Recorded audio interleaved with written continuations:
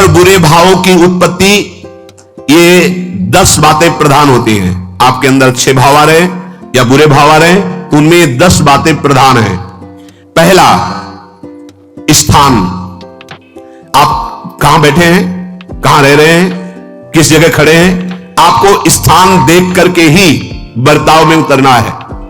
जैसे मदिरालय है, आप वहां खड़े होंगे तो तमोगुण अपने आप बढ़ने लगेगा, आसुरी प्रवृत्ति बढ़ने लगेगी।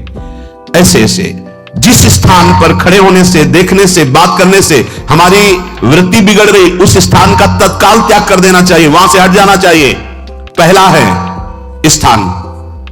जैसे सत्संग, यमुना जी का एकांतिक पावन तट, किसी लता के नीचे, किसी संत भगवान के सानिध्य में, अब हमारा ये स्थान भजन वृत्ति बढ़ाएगा।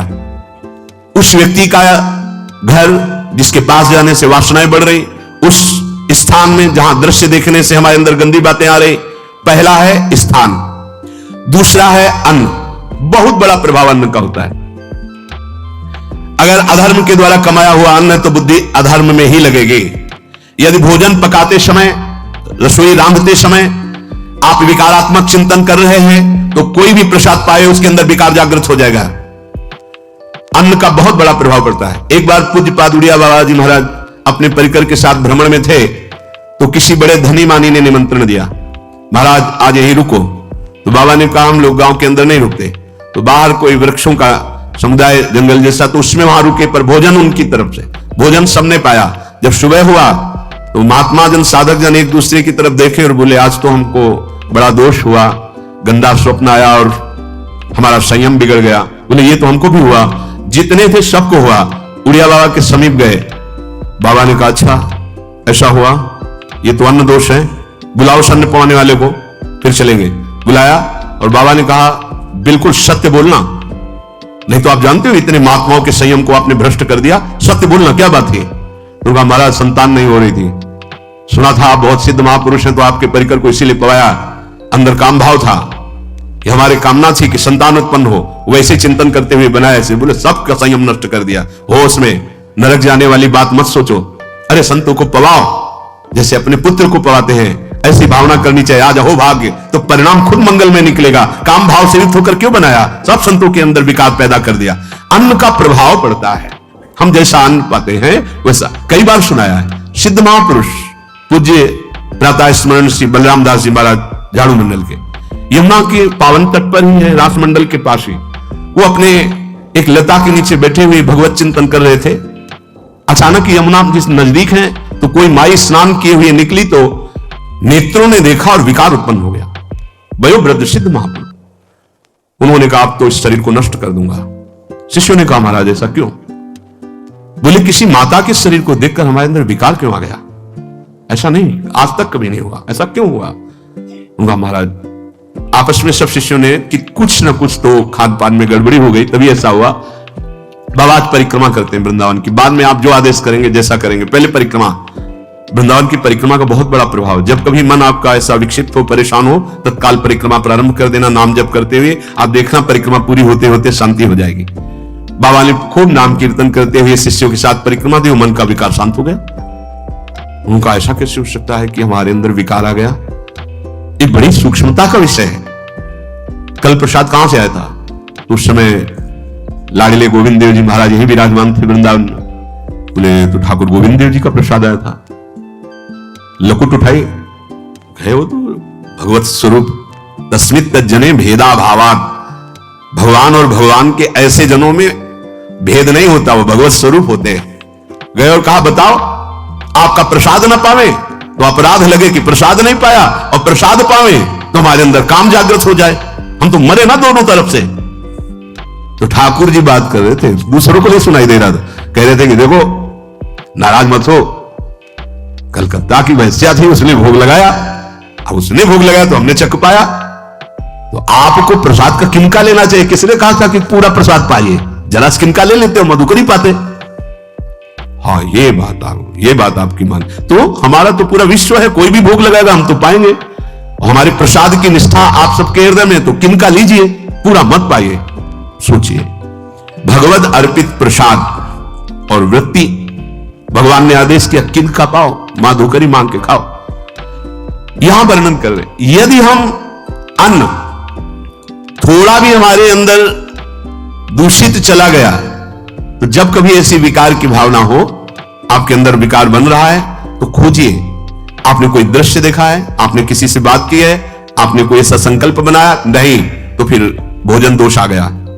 अब आज उपवास कर दो, जब तक वो वृत्ति न नष्ट हो तब तक कुछ मत पाना, जल से काम चलाना, तो एक दिन एक पहर अपने आप शांत हो जाएगा। अगर बहुत विकलता हो रही तो नाम कीर्तन शुरू कर दो, भोजन मत पाना, नाम कीर्तन शुरू, बिल्कुल शांति मिल जाएगी, बिल्कुल।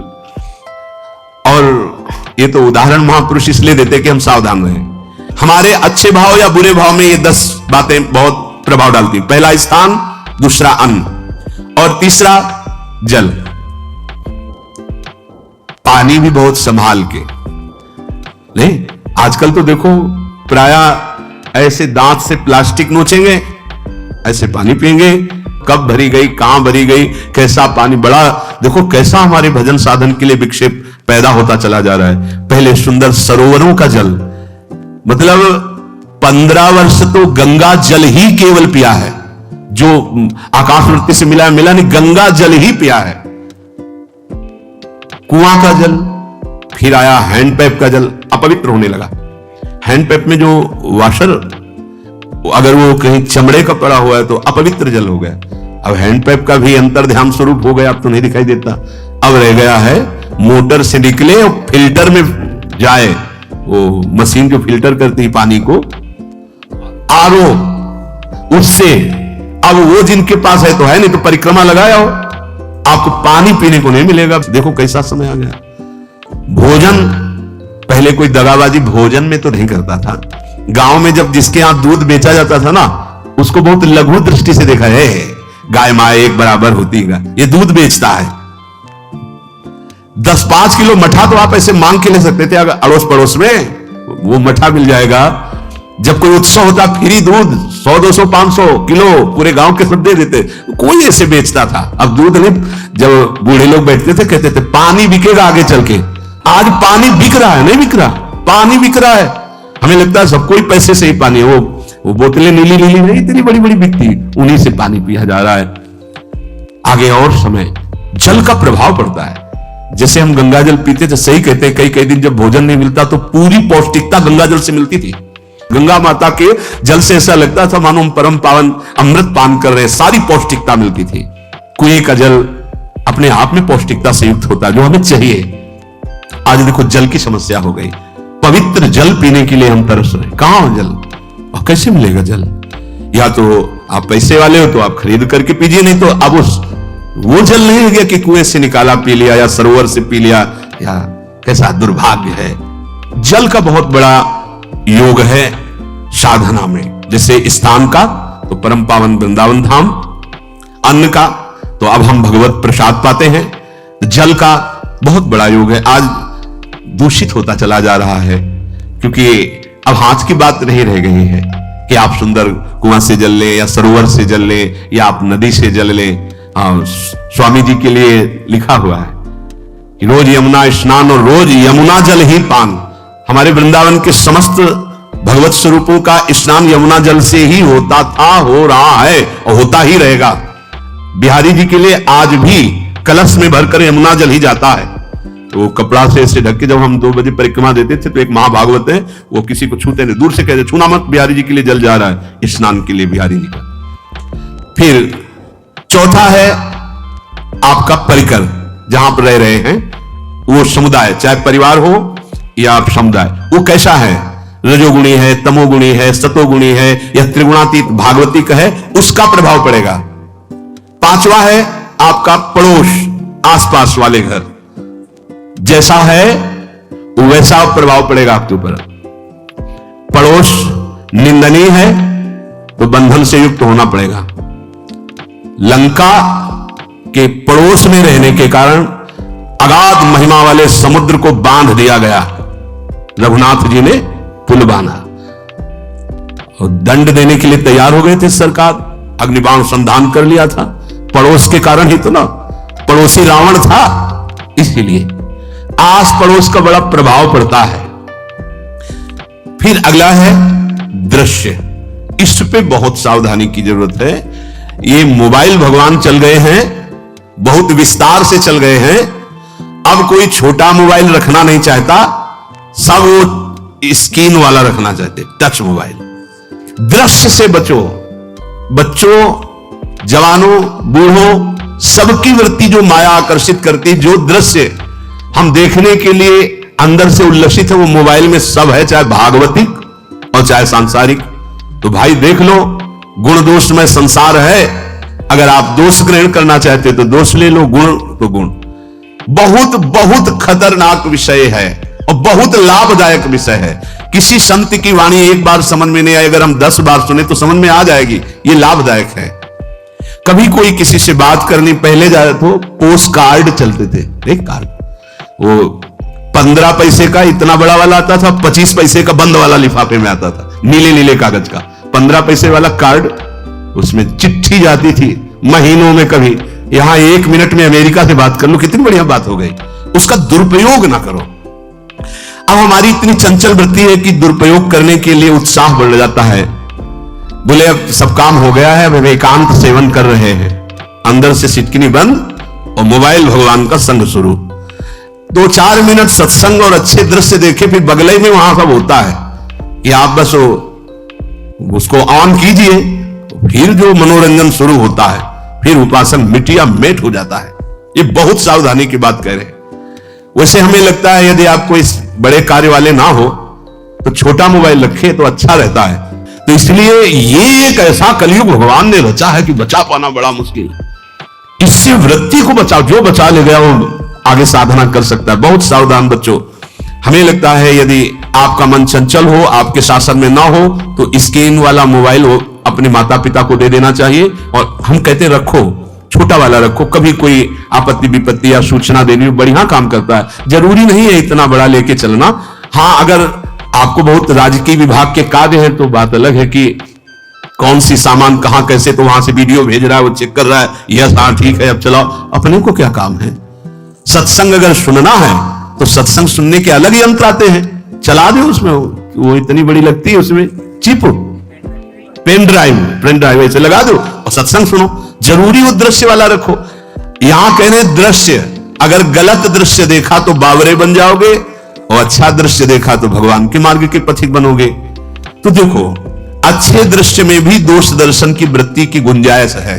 जैसे कोई लीला हो रही है, लीला के पात्र, जैसे हमारे ब्रजमंडल में रास लीला होती थी, ऐसे 12 वर्ष 13 वर्ष के लीला पात्र, सब नव किशोर, जहां भाव ही बने रोते रहो। अब वहां बड़े बड़े लीला पात्र हैं।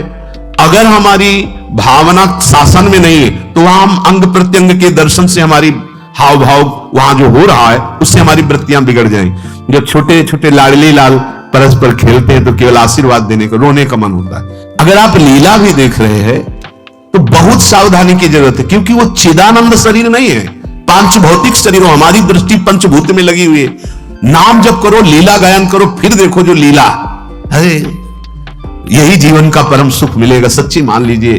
बस हम बार बार ये कहते हैं, मोबाइल का सदुपयोग कीजिए, दुरुपयोग नहीं। मोबाइल बुरा नहीं, उसका प्रयोग बुरा है।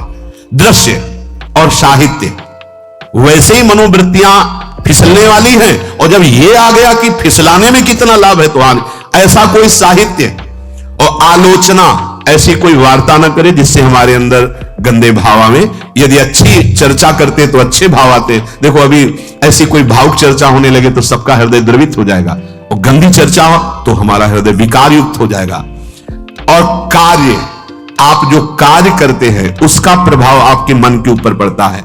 और उपासना, आप उपासना भोगों की करते हैं या योग की करते हैं?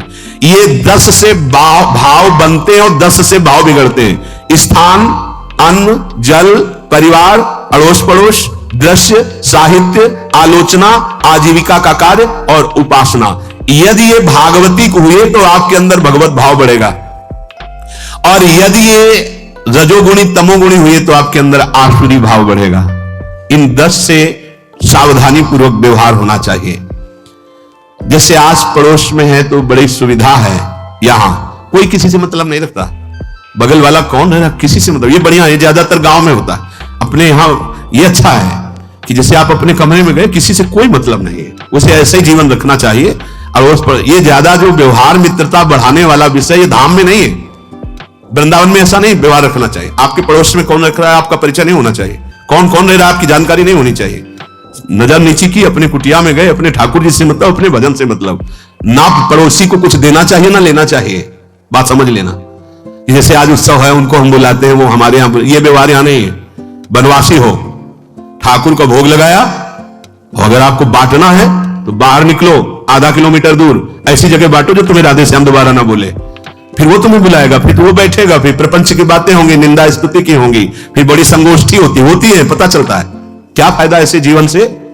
आप वनवासी हो, समय एकांत में दीजिए, अपनी कुटिया में बैठिए, नाम जप कीजिए, निकलिए, सत्संग सुनिए, ठाकुर दर्शन कीजिए, परिक्रमा कीजिए, फिर अपनी कुटिया में। ज्यादा व्यवहार में नहीं उतरना चाहिए, ये वनवास है, वृंदावनवास। सत्संग का सेवन, रजोगुण तमोगुण का त्याग, तो दुष्संग से आप बच जाएंगे।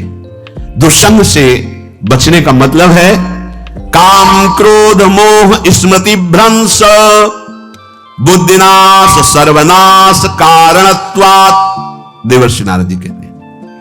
अगर दुष्संग का त्याग हो गया तो आप काम का, क्रोध का, मोह का, जो हमारी भगवत स्मृति का नाश कर देते हैं, जो हमारी बुद्धि का नाश कर देते हैं, जो हमारे सर्वनाश करने वाले हैं, इनका त्याग कर पाएंगे। कुसंग अगर हो गया तो इनका त्याग नहीं हो सकता, बहुत कठिन हो जाता है। भगवत संबंधी तत्वबोध होना या भगवत रहस्य लीला में प्रवेश पाना, जो अपनी इंद्रियों को भोगों में तृप्ति कराने की कोशिश कर रहे हैं, उनका चिंतन भोगों का ही होगा। तो कैसे तत्वबोध होगा, कैसे लीला में प्रवेश होगा, बस ध्यान देना, कैसे हो पाएगा? क्योंकि जिस चित्त वृत्ति से भगवदाकार हमें वृत्ति करनी थी, वो तो हमने भोगों के चिंतन में लगा दी, भोग क्रियाओं में लगा दी। एक स्थिति होती है जब आपकी चित्त वृत्ति भगवदाकार हो गई है, तो व्यवहार में रहते हुए भी विषयान ग्रहणंत मुंचंत वा, खान पान, उठना बैठना, है सब बाहरी क्रियाएं हो रही, अंतर से वो अपने आराध्य देव में सदैव स्थित रहता है। उसका परिचय आपको जब ऐसे महापुरुष का सानिध्य मिलेगा तो आप विषय सेवन करते हुए भी निर्विषय रहेंगे। आपके अंदर विषयों की प्रियता नहीं रह जाएगी, आपके अंदर एक प्रबल वैराग्य, ऐसी धारणा बन जाएगी, कुछ नहीं, कोई भी तुम्हें प्रभावित नहीं कर सकता। यद्यपि खान पान, हर्ष आदि की सब व्यवहारिक वृत्तियां हैं, पर उस महापुरुष का प्रभाव ऐसा होगा कि आपका हृदय निर्विकार हो जाएगा। और बहुत ही त्याग की सब बातें की जा रही, लेकिन हृदय भी सही है तो संग से विषय रंग बढ़ जाएगा। ये देखा गया है। हृदय अगर निष्प्रिय है, जिसका हम संग कर रहे हैं, तो उसका परिणाम निष्प्रिय निकलेगा। व्यवहार में कुछ भी हो, निष्प्रियता ही आपकी बढ़ेगी, निर्विकारता बढ़ेगी, क्योंकि उसकी स्थिति का संग हो रहा है, उसका प्रभाव पड़ रहा है। तो सर्वनाश की जड़ है विषय चिंतन, यह बहुत बड़ी बात है। विषय चिंतन सर्वनाश की जड़ है। यहां विषय भोग नहीं कहा, क्योंकि चिंतन का परिणाम भोग है। पहले चिंतन होता है। साधक ध्यायतो विषयान पुंसः संगस्तेषु उपजायते संगात् संजायते कामः कामात् क्रोधो विजायते क्रोधात् भवति सम्मोहः सम्मोहात् स्मृति विभ्रमः स्मृति भ्रंशात् बुद्धिनाशो बुद्धिनाशात् प्रणश्यति सर्वनाश। कैसे हुआ? ध्यायतो विषयान पुंसः, विषयों का चिंतन। इसीलिए अनन्यस् चिन्तयन्तु माम भगवान आदेश करते हैं। विषय चिंतन न होने पाए, बिना चिंतन किए आपको कोई भी सुख नहीं मिल सकता। आप देख लीजिए, जगत के किसी भी भोग का सुख नहीं मिल सकता। चिंतन से ही आपको सुख की अनुभूति हो रही है। अगर आप चिंतन ना करें तो आपको कोई सुख नहीं मिलता। आप चिंतन उसका घसीट लिया गया। अगर सुख होता तो भोग में मिल जाता, नहीं मिला। क्यों? कि बोले चिंतन नहीं। किसी को किसी गाढ़ विषय के चिंतन में फंसा दे, फिर उसके सामने भोजन रखे, खीर में नमक डाल दे, सब्जी में चीनी डाल दे और गाढ़ विषय में फंसा दे, तुम्हारा लड़का जो अकेला था वो ऐसा ऐसा दुर्घटना हो गई, वो अस्पताल में, अब जल्दी से भोजन पाओ और निर्णय बताओ। वो बिल्कुल नहीं बता पाएगा कि खीर में नमक था, सब्जी में चीनी थी। उसका चिंतन वहां फंस गया। अगर ऐसे चिंतन हमारा प्रियाजू में फंस जाए तो संसार के सब क्रियाएं होते हुए भी वो परमहंस है, वो विदेह है। चिंतन, हम लोग चिंतन में चूक कर देते हैं तो फिर क्रियाओं में हमको बंधना पड़ता है। नहीं, सच्ची मानिए कोई भी क्रिया उसे बांध नहीं सकती। तो क्या जिनका भगवत चिंतन होता है वो असत क्रियाएं भी करते हैं क्या? तो बोले जब चिंतन ही नहीं तो असत क्रिया कैसे हो सकती है? पहले क्रिया के असत चिंतन होता है। आप देखना, कोई भी कार्य पहले चिंतन होता है। इसीलिए यहां कह रहे ध्यायतो विषयान पुंसा संगस्ते सुपजायते। पहले, सबसे पहले विषय का चिंतन होता है। अगर विषय का चिंतन ना होने पावे तो आपको कोई फंसा ही नहीं सकता भोग, कोई भी भोग नहीं फंसा सकता।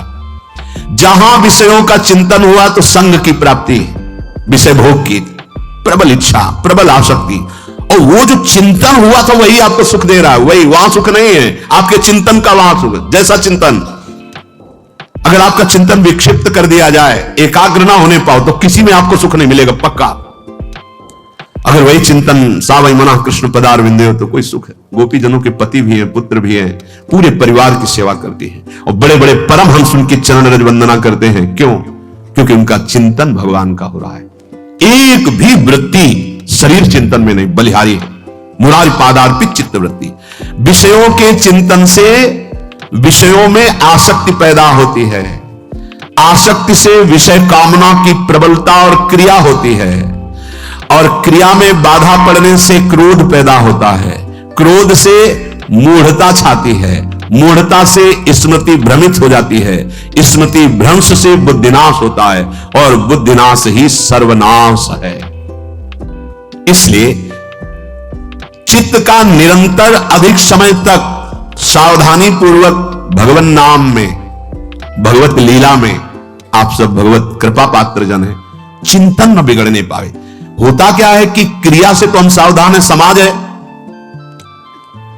क्रिया से तो हम सावधान, क्योंकि समाज भी है, व्यवहार भी है सामने, लेकिन चिंतन तो कोई नहीं जान रहा ना, अंदर ही अंदर हम क्या चिंतन कर रहे हैं। तो साधक चूक कर बैठता है।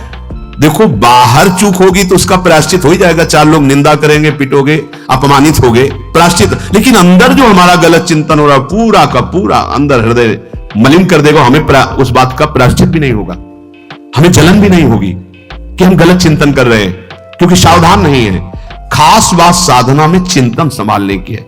काम, क्रोध, मोह, स्मृति भ्रंश, बुद्धिनाश, सर्वनाश कारणत्वात्। देवर्षि नारद जी कह रहे हैं चित्त का जहां अधिक चिंतन होता है वही हमारी तन्मयता बन जाती है, वही हमारा स्वरूप होने लगता है। बोले बहुत कामी पुरुष है, बोले बहुत क्रोधी पुरुष है, बोले बहुत नीच पुरुष है, पूरा संबोधन होने लगा उसके लिए, क्योंकि वो उसी चिंतन से, वैसी क्रियाओं से। अरे बोले तो बड़े भगत हैं, भगवान के स्वरूप है साक्षात।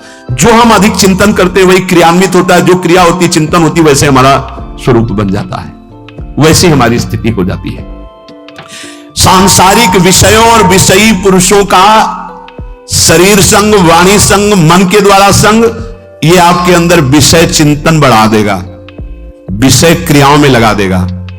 इसलिए बहुत सावधान। विषय में कोई ताकत नहीं है, विषयासक्ति दुर्गति कर देती है।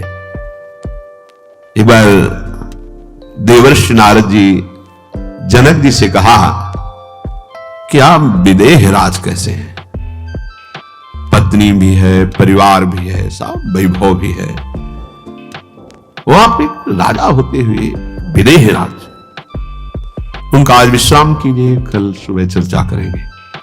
तो रात्रि में अपने शयन गृह में देवर्षि नारद जी को शयन कराया और अपनी अर्धांगिनी से कहा कि आप जाकर शयन कीजिए देवर्षि नारद जी के साथ, जो आज्ञा। अब वहां देवर्षि नारद जी के समीप जब नारद जी ने देखा कोई स्त्री, तो शकिल गए और शकिल गए। वो तो आज्ञा जैसी हुई थी, जब दीवाल मिली तो दीवाल की तरफ मुंह करके लेटे रहे। अर्धरात्रि में उठी और चली गई।